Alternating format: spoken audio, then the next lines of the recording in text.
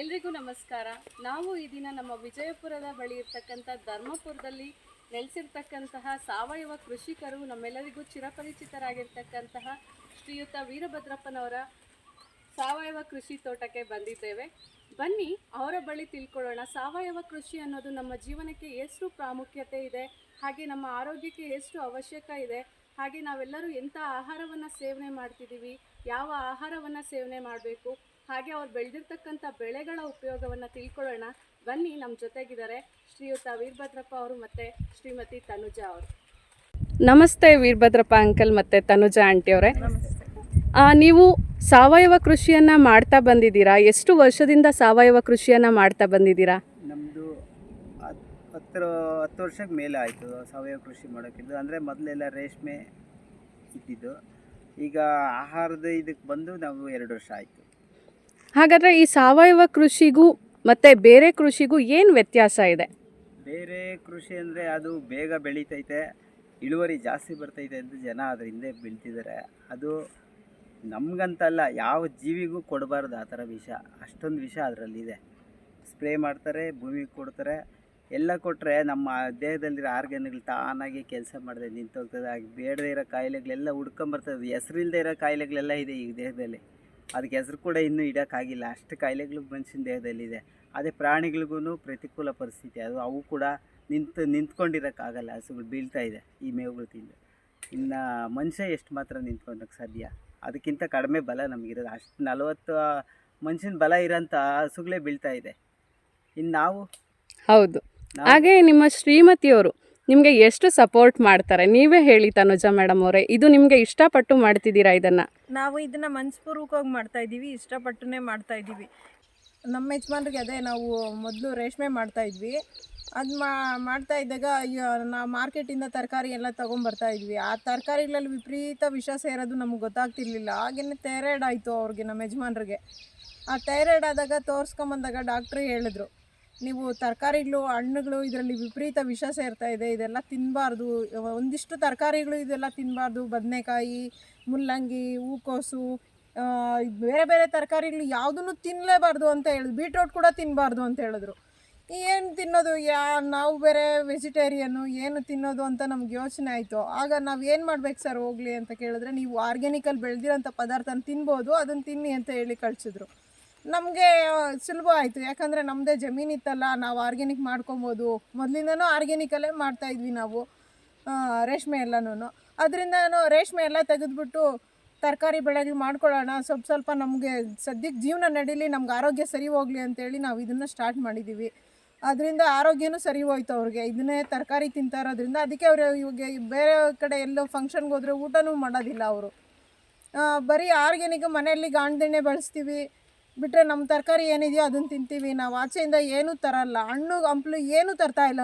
ನಾವು ಏನಾದರೂ ಹಣ್ಣು ತಿನ್ನಬೇಕು ಅನಿಸಿದ್ರೆ ಆ ಹಣ್ಣನ್ನು ನಾವು ಬೆಳಿಬೇಕು ಅಂತ ಡಿಸೈಡ್ ಮಾಡಿ ಅದನ್ನು ಹಾಕ್ತೀವಿ ಇಲ್ಲೇ. ಅದರಿಂದ ನಾವು ಆರೋಗ್ಯವಾಗಿದ್ದೀವಿ. ಇನ್ನೊಂದಷ್ಟು ಜನಕ್ಕೆ ಆರೋಗ್ಯ ಕೊಡೋಣ ಅಂತ ನಿಂತಿದ್ದೀವಿ. ಆಲೂಗಡ್ಡೆನೂ ಬೆಳೆದಿದ್ದೀವಿ. ಆಲೂಗಡ್ಡೆ ತಿನ್ನೋದ್ರಿಂದ ಎಲ್ಲ ಕಾಲು ನೋವು ಬರುತ್ತೆ ಅಂತಾರೆ. ನಮ್ಮ ಆಲೂಗಡ್ಡೆ ತಿನ್ನೋದ್ರಿಂದ ಯಾವುದೇ ಥರದ ಕಾಲು ನೋವು ಬರೋಲ್ಲ. ಮತ್ತು ಮನೆಗೂ ಕ್ಯಾನ್ಸರ್ ಅಂತಾರೆ. ಕ್ಯಾನ್ಸರ್ ಯಾಕೆ ಬರ್ತಾಯಿದೆ? ಕ್ಯಾನ್ಸರ್ ಬರ್ತಾ ಇರೋದು ಇವರೆಲ್ಲ ಹೊಡಿತಾರೆ, ಬ್ಯಾನ್ ಆಗಿರೋಂಥ ಔಷಧಿಗಳು ಹೊಡಿತಾ ಇರೋದ್ರಿಂದ ಕ್ಯಾನ್ಸರ್ ಬರ್ತಾ ಇದೆ. ಹಾಗಿದ್ರೆ ನೀವು ನಿಮ್ಮ ತೋಟದಲ್ಲಿ ಯಾವುದೇ ರೀತಿಯ ಕ್ರಿಮಿನಾಶಕಗಳನ್ನ ಬಳಸ್ತಿಲ್ವಾ? ನಾವು ಯಾವುದೇ ರೀತಿಯ ಕ್ರಿಮಿನಾಶಕಗಳನ್ನ ಬಳಸೋದಿಲ್ಲ. ಮತ್ತು ಯೂರಿಯಾನು ಒಂದು ಚೂರು ಯೂರಿಯಾ ಹಾಕೋದಿಲ್ಲ ಬೆಳೆಗಳಿಗೆ. ನಮ್ಮ ಹಸುವಿನ ಗೊಬ್ಬರ, ನಾಟಿ ಹಸುಗಳು 2 ಇದ್ದಾವೆ ನಮ್ಮವು. ಆ ಹಸುವಿನ ಗೊಬ್ಬರನ ಹಾಕಿ ನಾವು ಈ ಬೆಳೆಗಳನ್ನೆಲ್ಲ ಬೆಳೀತಾ ಇದ್ದೀವಿ. ಬೆಳೆ ಬಂದಾಗ ತೊಗೊಂಡೋಗಿ ನಾವು ಉಪಯೋಗಿಸ್ಕೊತೀವಿ, ಒಳ್ಳೆ ಮಾರ್ಕೆಟ್ಗೆ ಮಾರ್ತಾ ಇದ್ದೀವಿ. ಎಲ್ಲಿ ಮಾರ್ತಿದ್ದೀರಾ ನೀವು ಇದನ್ನೆಲ್ಲ? ವಿಜಯಪುರದಲ್ಲಿ ಸಾವಯವ ಸಂತೆ ಅಂತ ದಿನೇಶ್ ಅಣ್ಣವ್ರು ಸ್ಟಾರ್ಟ್ ಮಾಡಿದ್ದಾರೆ, ಅಲ್ಲಿ ಮಾರ್ತೀವಿ. ಅಲ್ಲಿ ಬೆಳಗ್ಗೆ 8 ರಿಂದ 10 ಭಾನುವಾರ ಸಿಗುತ್ತೆ, ಮತ್ತು ಸಂಜೆ ಗುರುವಾರ ಸಿಗುತ್ತೆ. ಅದು ಸೋಮೇಶ್ವರ ಸ್ವಾಮಿ ದೇವಸ್ಥಾನದ ಹತ್ರ ಗುರುವಾರ ಸಿಗುತ್ತೆ.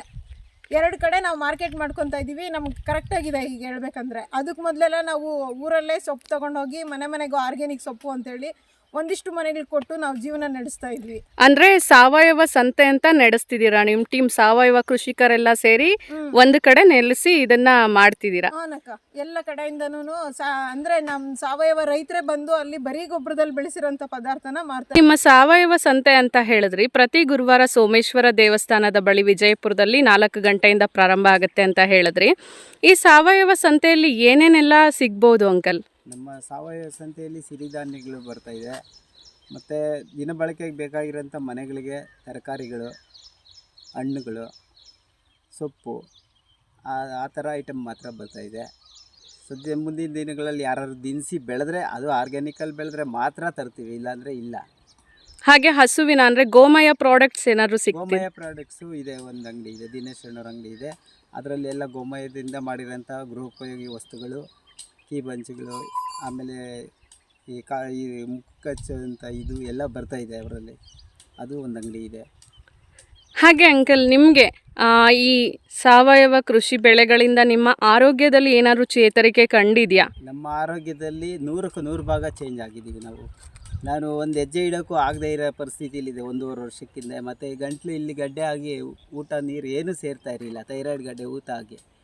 ತಾನಾಗಿ ಅದು 3 ತಿಂಗಳಲ್ಲಿ ಎಲ್ಲ ಕರಗಿ ನೀಟಾಗಿ ಈಗ ಊಟ ಮಾಡ್ತಾಯಿದ್ದೀನಿ. ಎಲ್ಲ ರೀತಿ ಮುದ್ದೆಗಿದೆ ಎಲ್ಲ ತಿಂತಾಯಿದ್ದೀನಿ. ಮೊದಲು ನೀರು ಸಹಿತ ಸೇರ್ತಾ ಇರಲಿಲ್ಲ. ಅಂಥ ಪರಿಸ್ಥಿತಿಲಿ 6 ತಿಂಗಳು ನಾನು ಒದ್ದಾಡಿದೆ, ಯಾವ ಟ್ರೀಟ್ಮೆಂಟ್ಗೂ ಅದು ಬಗ್ಲಿಲ್ಲ. ಈಗ ನಾವು ಇದನ್ನ ಮಾಡ್ಕೊಂಡ್ಮೇಲೆ ಆಹಾರದಲ್ಲೇ ಎಲ್ಲ ಗುಣಮುಖ ಆಗಿದ್ದೀವಿ. ಅದ್ರ ಬದಲು ನೀವು ಔಷಧಿ ತಗೊಳ್ಳೋ ಬದಲು ಆಹಾರನೇ ಔಷಧಿ ಥರ ಒಳ್ಳೆ ರೀತಿ ಬೆಳೆದಿರೋ ಆಹಾರಗಳು ತಿಂದರೆ ಎಲ್ಲರೂ ಆರೋಗ್ಯವಾಗಿರ್ಬೋದು. ದಂಡಿದೀವಿ ಅಂತ ಇವರ ಸಾವಯವ ಕೃಷಿಯಿಂದನೇ ಬೆಳೆದಿರ್ತಕ್ಕಂತಹ ಎಳ್ನೀರನ್ನು ನಮ್ಮ ಪುಟಾಣಿ ಸಾವಯವ ಕೃಷಿಕರು ಕೊಡ್ತಿದ್ದಾರೆ. ಬನ್ನಿ ಅವ್ರ ಬಾಯಿಂದನೇ ಕೇಳೋಣ, ಈ ಸಾವಯವ ಕೃಷಿಯಿಂದ ಏನೇನು ಉಪಯೋಗ ಇದೆ ಪುಟ್ಟ? ಈ ಸಾವಯವ ಕೃಷಿಯಿಂದ ತುಂಬಾ ಉಪಯೋಗ ಇದೆ. ಈ ಎಳ್ನೀರು ತುಂಬ ಚೆನ್ನಾಗೇ ಇರುತ್ತೆ. ಇದು ಸಾವಯವದಲ್ಲೇ ಬೆಳೆದಿರೋದು. ಬೇರೆ ಜ್ಯೂಸು ಆ ಥರವೆಲ್ಲ ಕುಡಿಯೋ ಬದಲು ಎಳ್ನೀರು ಕುಡಿದ್ರೆ ಚೆನ್ನಾಗಿರ್ತೈತೆ. ಅದು ಸಾವಯವದಲ್ಲಿ ತುಂಬ ಚೆನ್ನಾಗಿರುತ್ತೆ. ತುಂಬ ಚೆನ್ನಾಗಿರುತ್ತೆ. ಅಂದರೆ ನೀನು ಎಲ್ಲ ನಿಮ್ಮ ಫ್ರೆಂಡ್ಸ್ಗೆಲ್ಲ ಇದ್ರ ಬಗ್ಗೆ ಸ್ಪ್ರೆಡ್ ಮಾಡಿದ್ಯಾ? ಮಾಡಿದ್ವಿ. ನಿನ್ನ ಹೆಸರೇನು? ಗುರುಕಿರಣ್. ಹಾಗೆ ಏನು ಓದ್ತಿದ್ಯಾ? 10th standard ಓದ್ತಿದ್ಯಾ? ಓಕೆ, ತುಂಬ ಉಪಯೋಗ ಆಗ್ತಿದೆ. ಅಂದರೆ ನಿಮ್ಮ ಫ್ರೆಂಡ್ಸ್ಗೂ ಕೂಡ ನೀನು ಇದ್ರ ಬಗ್ಗೆ ಸ್ಪ್ರೆಡ್ ಮಾಡಬೇಕು. ಯಾಕೆಂತಂದರೆ ನಾವು ಯೂತ್ಸ್ ಆಗಿರೋದ್ರಿಂದ ಎಲ್ಲವನ್ನ ಸ್ಪ್ರೆಡ್ ಮಾಡಿದಾಗ ಏನಾಗುತ್ತೆ, ಇದ್ರ ನಾಲೆಡ್ಜ್ ಎಲ್ರಿಗೂ ತಿಳಿಯುತ್ತೆ. Thank you. ಬನ್ನಿ, ಇಲ್ಲಿ ಸಾವಯವ ಕೃಷಿಯಿಂದ ಬೆಳೆದಿರ್ತಕ್ಕಂತಹ ತರಕಾರಿಗಳು ಮಾತ್ರ ಅಲ್ಲ, ಹಣ್ಣುಗಳು ಕೂಡ ಇದೆ. ಅದರ ಪರಿಚಯವನ್ನು ಮಾಡಿಕೊಡ್ತಿದ್ದಾರೆ, ಬನ್ನಿ ಕೇಳೋಣ. ಹಲಸಿನ ಮರ ಇದು 5 ವರ್ಷ ಆಯಿತು ಗಿಡ ಹಾಕಿ. ನಾವು ತಿಂದು ನೋಡಿ ಚೆನ್ನಾಗಿರೋದು ಪಕ್ಕದಲ್ಲಿ 200 ಇತ್ತು ಗಿಡ, ಇದ್ರದ್ದು ತಾಯಿ ಮರ. ಅದರಿಂದ ಬೀಜ ತಂದು ಇದು ಹಾಕಿರೋದು. ತುಂಬ ಚೆನ್ನಾಗಿರ್ತೈತೆ. ಪುಟ್ಟ ಕಾಯಿಗಳು 40ರಿಂದ 50 ತೊಳೆ ಇರ್ತೈತೆ. ತುಂಬ ಕಾಯಿ ಬಿಡ್ತೈತೆ. ಇದರಿಂದ ಮೊದಲನೇ ಸಾರಿ 1 ಕಾಯಿ ಮಾತ್ರ ಬಿಟ್ಟಿದೆ. ಹಾಗೆ ಅಂಕಲ್, ಬಾಳೆ ಗಿಡ, ಪರಂಗಿ ಎಲ್ಲ ಕಾಣ್ತಿದೆ. ಇದರಲ್ಲಿ ಏನಾದ್ರು ವೆರೈಟೀಸ್ ಇದೆಯಾ? ಹೌದು, ಈ ವೆರೈಟಿ ಅಂದರೆ ಇದರಲ್ಲಿ ಮರ ಇದೆಯಲ್ಲ, ಇದು ಅಷ್ಟೇ 4 ವರ್ಷ ಆಗಿದೆ. ಇನ್ನೂ ಕಾಯಿ ಬಿಡ್ತಾನೆ ಇದೆ. ಕಾಯಿ ಕೀಳೋದೇ ಕಷ್ಟ, ಮೇಲಿದೆ. ಹೌದು, ತುಂಬ ಹೈಟ್ ಇದೆ. ಇದು ಯಾವುದದು ಸೋಲೋ ಅಂತ ಸಣ್ಣ ಪುಟಾಣಿ ಕಾಯಿಗಳು. ಎಲ್ಲನೂ ಸಕ್ಕರೆಗಿಂತ ರುಚಿಯಾಗಿರ್ತೈತೆ, ಸ್ವೀಟ್ ಆಗಿರ್ತೈತೆ, ಚೆನ್ನಾಗಿರ್ತೈತೆ. ಅದರಲ್ಲಿ ಇನ್ನೂ ದೊಡ್ಡ ಕಾಯಿಗಳು ಇದೆ, ಅಲ್ಲಿದೆ ಅದು ನೋಡಿರಿ ಆ ಮರ. ಅದೇನು ನಾಟಿ ವೆರೈಟಿ, ಅದು ಜಾಸ್ತಿ ಗೊತ್ತಿಲ್ಲ.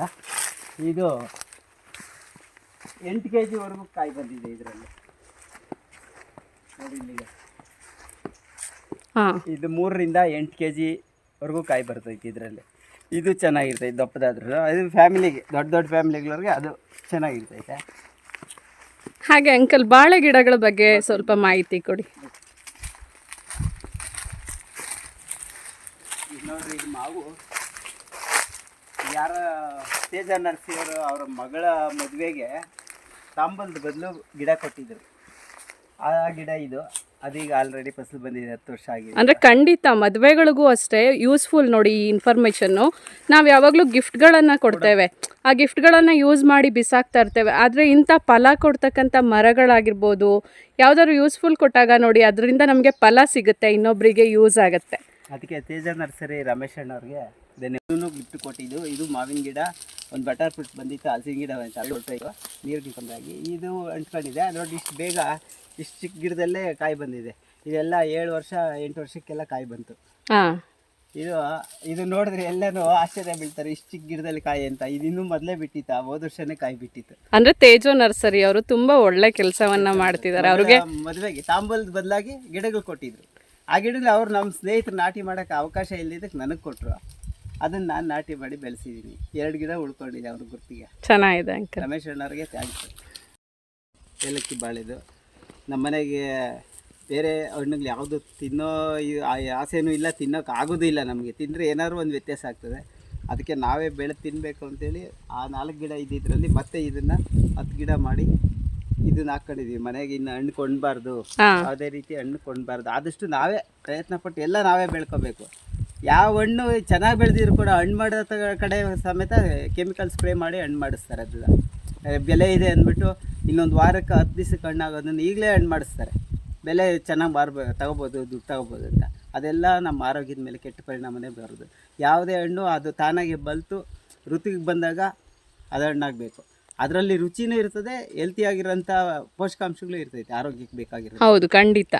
ಇವ್ರು ಯಾವಾಗ ಫಾಸ್ಟಾಗಿ ಹಣ್ಣು ಮಾಡಿ ಫಾಸ್ಟಾಗಿ ಮಾಡ್ತಾರೋ ಎಲ್ಲ ಬೇಗ ನಾವು ಮುಗಿದು ಅದರಿಂದ ಹೊರಟೋಗ್ತೀವಿ. ನಮ್ಮದು ಬೇಗ ಆಯುಸ್ ಮುಗಿತೈತೆ ಅದರಿಂದ. ಅದಕ್ಕೆ ನಾವೇ ಬೆಳೆದು ನಾವೇ ತಿನ್ನೋ ಪ್ರಯತ್ನ ಮಾಡ್ತಾ ಇದ್ದೀವಿ. ಇನ್ನು ಬಾಳೆಹಣ್ಣಲ್ಲಿ ಏನಾದ್ರು ವೆರೈಟೀಸ್ ಇದೆಯಾ ಅಂಕಲ್? ನಿಜ, ನಾವು ಇದೆಲ್ಲ ಕೇಳೇ ಇಲ್ಲ ಯಾವ ಬಾಳೆಹಣ್ಣು ಅಂತ. ನೆಲ್ಲಿಕಾಯಿ, ಸಿಹಿ ನೆಲ್ಲಿಕಾಯಿ ಗಿಡ. ಸಿಹಿ ನೆಲ್ಲಿಕಾಯಿ ಅಂದ್ರೆ ನಾವೆಲ್ಲರೂ ತಿಂತೀವಲ್ವಾ, ಅದೇ ಸಿಹಿ ನೆಲ್ಲಿಕಾಯಿ ಗಿಡ ಈಗ ಸ್ಟಾರ್ಟ್ ಆಗಿದೆ. ಕಾಯಿ ಸಿಗ್ತೈತೆ ನೆಕ್ಸ್ಟ್. ಅದು ನೋಡಿ, ಇದರಲ್ಲೇ ಅವರೆಕಾಯಿ ಬೆಳ್ಕೊಂಡ್ವಿ ಮನೆಗೆ. ಅವರೆಕಾಯಿ ಆಯಿತು, ಮತ್ತೆ ಅದೇ ಗೊಬ್ಬರ ಆಯಿತು ನೆಲಕ್ಕೆ.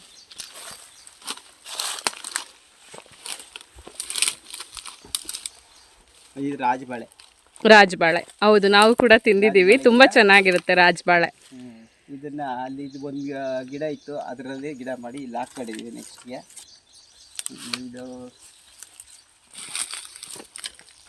ಇದರಲ್ಲೂ ಪಪ್ಪಾಯ ಹಾಕ್ಕೊಂಡಿದ್ದೀವಿ ಮಧ್ಯೆ, ತೊಂದರೆ ಇಲ್ಲ. ನೋಡಿ, ಇದು ರಸಬಾಳೆ.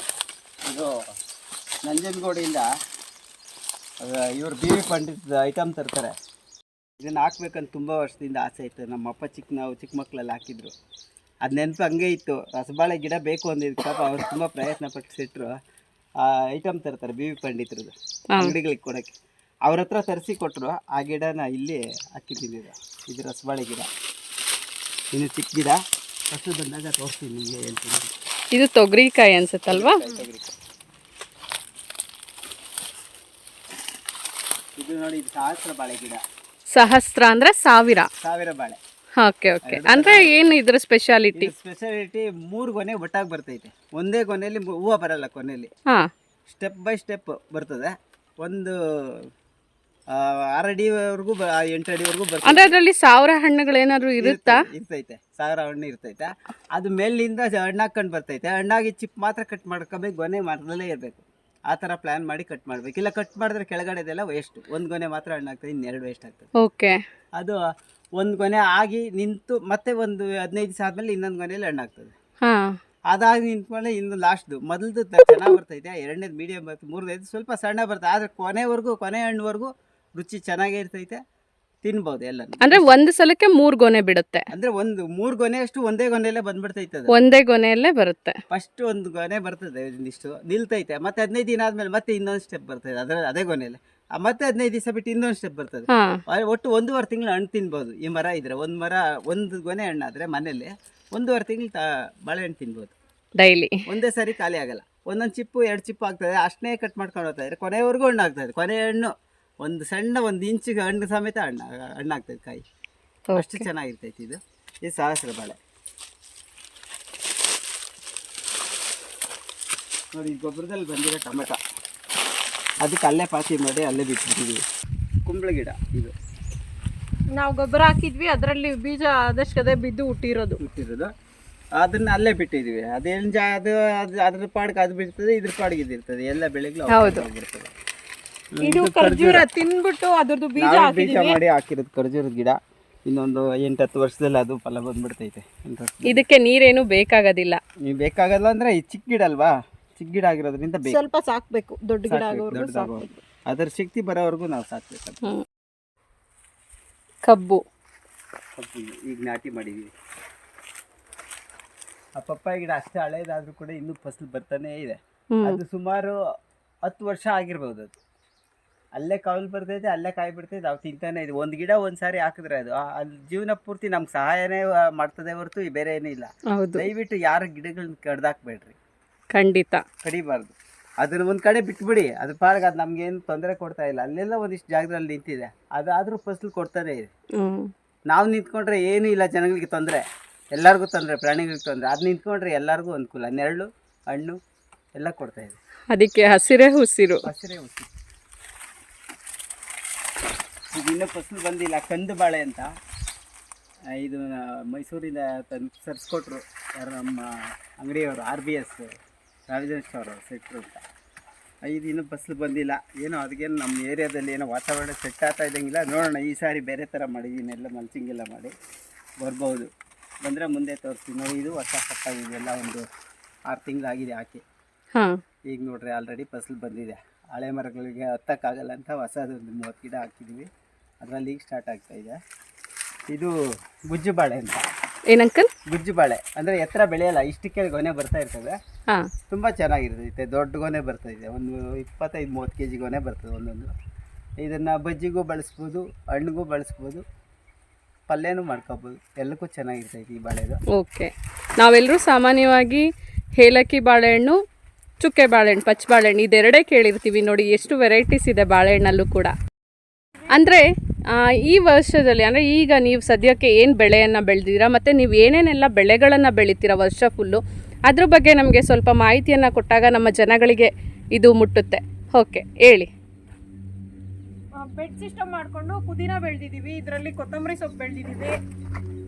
ಓಕೆ, ಅದರಲ್ಲಿ ಬೀಟ್ರೋಟ್ ಹಾಕಿದ್ದಾರೆ, ಅದರಲ್ಲಿ ಕೊತ್ತಂಬರಿ ಇತ್ತು, ಎಲ್ಲ ಖಾಲಿ ಆಯಿತು. ಬೀಟ್ರೂಟ್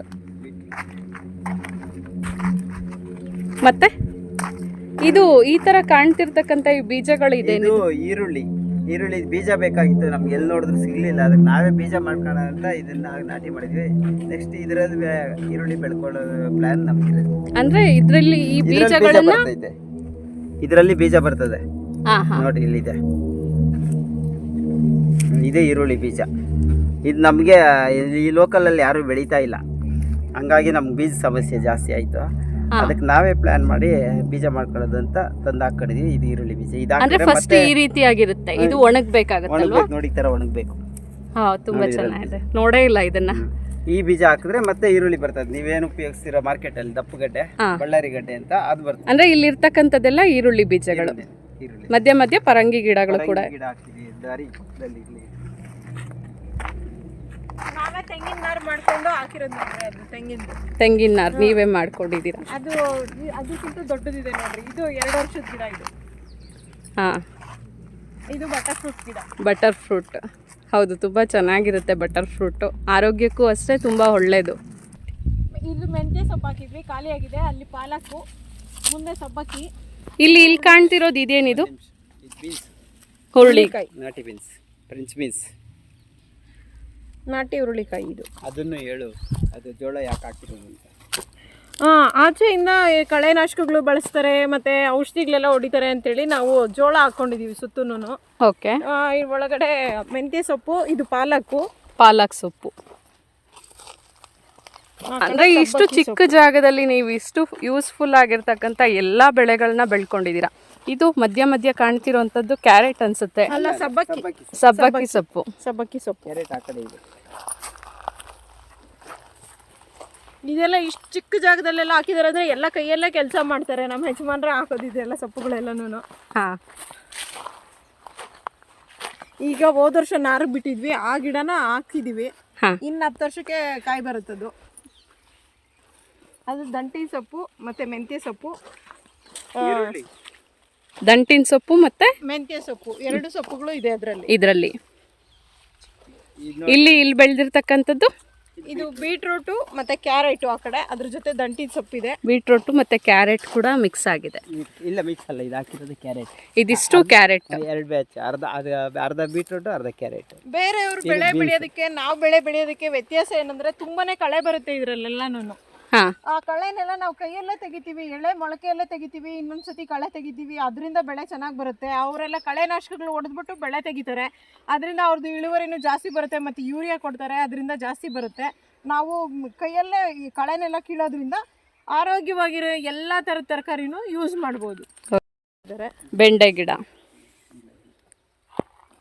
ಮತ್ತು ಈ ಕಡೆ ಮುಲ್ಲಂಗಿ, ಆಮೇಲೆ ಜವಳಿಕಾಯಿ, ಗೋರಿಕಾಯಿ ಜವಳಿಕಾಯಿ ಅಂತಾರಲ್ಲ, ಹೌದು, ಮಧ್ಯೆ ಹಾಕಿದ್ದಾರೆ. ಈ ಸೈಡ್ ಈ ಬೆಳೆ ಬರೋದಕ್ಕೆ ಇನ್ನು ಎಷ್ಟು ದಿನ ಆಗುತ್ತೆ? ಇದು 45 ದಿವಸ, ಅಂದರೆ ಈಗಾಗಲೇ 10 ದಿವಸ ಆಯ್ತು, ಇನ್ನು 30 ದಿವಸ, ಇನ್ನೊಂದು ತಿಂಗಳಲ್ಲಿ ಬರ್ತದೆ. ಟೊಮೆಟೊ ಕೂಡ ಕಾಣ್ತಿದೆ. ಟೊಮೆಟೊ ಅದು ಎಲ್ಲ ಬಿದ್ದಿದೆ ನನಗೆ. ಇದು ಮೈಸೂರಿಂದ ಅದು ಕಾಶಿ ಟೊಮೆಟೊ ಅಂತ ಕಾಶಿ ಟೊಮೊಟೊ ಅಂತೇಳಿ ತಂದ್ರು, ಅದು ಸರಿ ಬಂದಿಲ್ಲ, ಅಂದರೆ ಹುಳ ಆಗಿದೆ ಜಾಸ್ತಿ. ನಾವು ಸ್ಪ್ರೇಗಳು ಬೇರೆ ಮಾಡೋದಿಲ್ಲ ಅಲ್ವಾ, ಇದನ್ನು ಚೆನ್ನಾಗಿದೆ, ಅದು ಚೆನ್ನಾಗಿದೆ. ತುಂಬಾ ಡಿಫ್ರೆಂಟ್ ಆಗಿ ಕಾಣ್ತಿದೆ ಇದು. ನಾಟಿ ಆಗಿ ಬರೋದು, ಮೊದಲೆಲ್ಲ ಅದೇ ಥರ ಟೊಮೆಟೊ ಬರ್ತಾ ಇದ್ದಿದ್ದು. ಓಕೆ, ತುಂಬಾನೇ ಹುಳಿನೂ ಇರುತ್ತೆ. ನಾವು ಮನೆಗೆ ತಿಂತಾ ಇದೀವಿ, ಮಾರ್ಕೆಟ್ಗೆ ಅಷ್ಟೊಂದು ತಗೊಂಡೋಗಿಲ್ಲ. ಇದು ಹುಳ ಬೀಳಲ್ಲ, ಹುಳ ಕೊರೆದಿರ್ತೈತೆ ಅಷ್ಟೇ, ಇನ್ಮೇಲೆ ಬರಂಗಿಲ್ಲ ನೋಡಿ, ಎಲ್ಲ ಕಡಿಮೆ ಆಗಿದೆ. ಮತ್ತೆ ಇನ್ನೇನು ಬೆಳೆ ಇಟ್ಟಿದ್ದೀರಾ ಈ ಸಲ? ಆ ಕಡೆ ಸೌತೆಕಾಯಿ ಹಾಕಿದೀವಿ ನೋಡ್ರಿ, ಆ ಲೈನಲ್ಲಿ ಸೌತೆಕಾಯಿ. ಬೆಂಡೆ ಗಿಡ ಹಾಕಿದ್ವಿ, ಯಾಕೋ ಸರಿ ಬರಲಿಲ್ಲ. ಇದೇ ನೋಡ್ರಿ 4-5 ತಿಂಗಳ ಗಿಡ ಅಲ್ಲಂದ್ರೆ ಬೆಂಡೆಕಾಯಿ ಬಿಟ್ಟಿದೆ. ಬಿಟ್ಟಿದೆ. ಹಾಗೆ ಇದೇನು ಕೋಸು ಕಾಣ್ತಿದೆ. ಇದು ಹೂಕೋಸು, ಅದು ಎಲೆಕೋಸು, ಎರಡು ಒಂದು ಲೈನ್ ಹಾಕಿದ್ದೀವಿ. ಏನು ಸ್ಪ್ರೇ ಇಲ್ದೇನೆ ಬೆಳೆದಿರೋದು ಇದನ್ನೆಲ್ಲನೂ. ಹೌದು, ಯಾವುದೇ ಥರ ಸ್ಪ್ರೇ, ಇದಕ್ಕೆಲ್ಲ ನೀರಾವರಿ ವ್ಯವಸ್ಥೆ ಎಲ್ಲ ಡ್ರಿಪ್ ಮಾಡ್ಕೊಂಡಿದ್ದೀವಿ. ಅಂದರೆ ನಿಮ್ಮದೇ ಬೋರ್ವೆಲ್ ಇದೆಯಾ? ಹಾಗಿದ್ರೆ ತುಂಬ ಉಪಯೋಗ ಆಗುತ್ತೆ. ನೋಡಿ ಬೆಂಡೆಕಾಯಿ, ಫ್ರೆಶ್ ಬೆಂಡೆಕಾಯಿ ಎಷ್ಟು ಚೆನ್ನಾಗಿ ಕಾಣ್ತಿದೆ. ಇಟ್ಕೊಳ್ರಿ, ಇಲ್ಲಿ ನೋಡಿಸಿ. ನೋಡಿ ಹಾಗೆ ಹುರುಳಿ ಹೂವು ಬೆಳೆದಿದ್ದಾರೆ. ಇದು ತುಂಬ ರೇರ್ ಸಿಗೋವಂಥದ್ದು. ಹಾಗೆ ಇದರಿಂದ ನಾವು ಸಣ್ಣ ಸಣ್ಣ ಈರುಳ್ಳಿಗಳನ್ನ ನೋಡ್ತಿರ್ತೀವಲ್ಲ, ಇದರಲ್ಲೇ ಸಿಗೋದು ನಮಗೆ.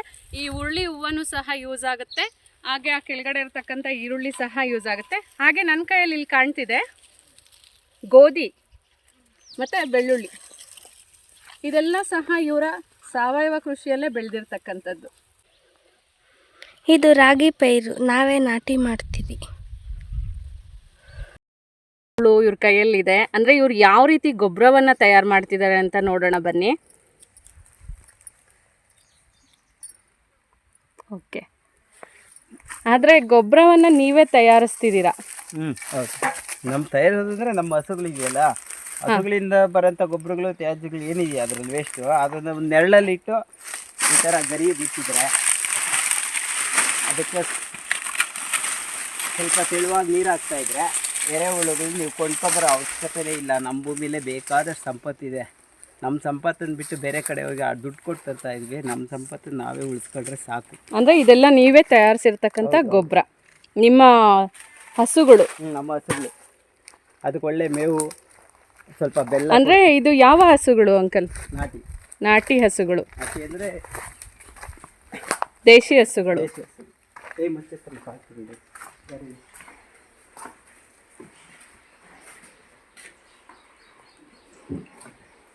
ಈ ನಾಟಿ ಹಸುಗಳಿನ ಮೇಲೆ ಕೈ ಆಡಿಸೋದ್ರಿಂದ ನಮ್ಮಲ್ಲಿರ್ತಕ್ಕಂಥ ಎಷ್ಟೋ ಕಾಯಿಲೆಗಳು ವಾಸಿಯಾಗುತ್ತೆ ಅಂತ ಕೇಳ್ಪಟ್ಟಿದ್ದೀವಿ. ನಿಮಗೆ ಇದರಿಂದ ಏನು ಉಪಯೋಗ? ನಿಜ, ಅದರದ ಯಾವುದು ನಷ್ಟ ಏನೂ ಇಲ್ಲ. ಇದರಿಂದ ಪ್ರತಿಯೊಂದು ಉಪಯೋಗನೇ. ಈ ನಾಟಿ ಹಸುಗಳಿಂದ ಅದು ಮನೇಲಿ ಇರೋದ್ರಿಂದ, ಅದನ್ನು ನೋಡೋದ್ರಿಂದ, ಅದನ್ನು ಮುಟ್ಟೋದ್ರಿಂದ, ಎಲ್ಲದರಿಂದನೂ ಉಪಯೋಗ ಮನುಷ್ಯನಿಗೆ. ಏನೋ ತೊಂದರೆ ಅಂತಿದ್ರೆ ನಮ್ಮಿಂದ ಅದಕ್ಕೆ ತೊಂದರೆ ಆಗುತ್ತೆ. ಅಂದರೆ ನಮ್ಮಲ್ಲಿರ್ತಕ್ಕಂಥ ನೆಗೆಟಿವ್ ಎನರ್ಜೀಸ್ನೆಲ್ಲ ಅದು ರಿಸೀವ್ ಮಾಡ್ಕೊಳ್ಳುತ್ತೆ ಅಂತ ನಾನು ಕೇಳ್ಪಟ್ಟಿದ್ದೀನಿ ಸೈಂಟಿಫಿಕ್ ಆಗಿ. ದೇಶಿ ಹಸುವಿನ ತುಪ್ಪ ನಾವು ಸೇವನೆ ಮಾಡೋದ್ರಿಂದ ಒಳಗಡೆ ಇರೋಂಥ ಬ್ಯಾಡ್ ಕೊಲೆಸ್ಟ್ರಾಲ್ ಎಲ್ಲನೂ ಆಚೆ ಹೋಗುತ್ತೆ. ಮನುಷ್ಯ ಆಕ್ಟಿವೇಷನ್ ಆಗಿರ್ತಾನೆ, ಮತ್ತು ಜ್ಞಾನನೂ ವೃದ್ಧಿ ಆಗುತ್ತೆ. ಮಕ್ಕಳು ಕೊಟ್ಟರೆ ದೇಶಿ ಹಸುವಿನ ತುಪ್ಪ ತಿನ್ನಬೇಕು.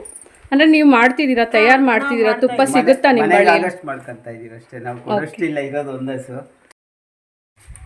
ಈ ಹಸು ನಮ್ಮ ಮನೇಲಿ ನಾಟಿ ಹಸು ಇತ್ತು, ಹಳ್ಳಿಕಾರು. ಅದರಲ್ಲಿ ಬಂದಿದ್ದೀವಿ ಬರ್ಗೂರು. ಇದು ನಾಟಿನೇ, ದೇಶಿ ತಳಿನೇ, ಕ್ರಾಸ್ ಆಗಿಬಿಡ್ತು. ಅದರಲ್ಲಿ ಮತ್ತೆ ನಾವು ಹಳ್ಳಿಕಾರು ಮಾಡ್ಕೊಂಡಿದ್ದೀವಿ. ಇದು 3ನೇ ಇದು.